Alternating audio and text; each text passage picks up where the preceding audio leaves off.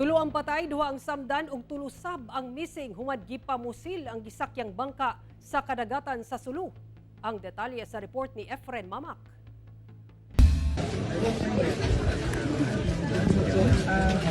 Gilayong giasikaso sa Kabanay kining nangabot nga mga patayng lawas sa usa ka bangka sa usa ka lungsod sa Sulu Domingo sa gabii. Biktima di ay kini sa nahitabong strafing sa kadagatan sa sitio Tangkulang ug barangay Alo Duyong, Lugos, Sulu nga nahitabo banda 7:35 sa gabi sa susamang adlaw.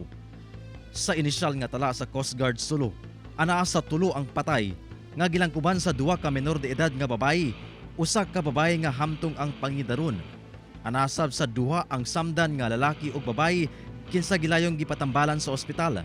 Samtang anaasab sa upat ang survivors ug dunapay tulo ang missing nga padayong gipangita. Matod sa Police Regional Office 9, tanan sila sakay sa usa ka motorized nga bangka nga mibiyahe sa maong kadagatan. Gipamusil sila sa wala pa mailing mga suspek.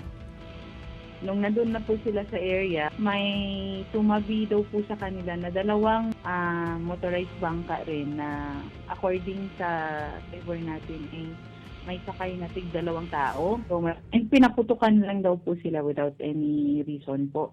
Padayon ang hot pursuit operation sa PNP batok sa mga suspek.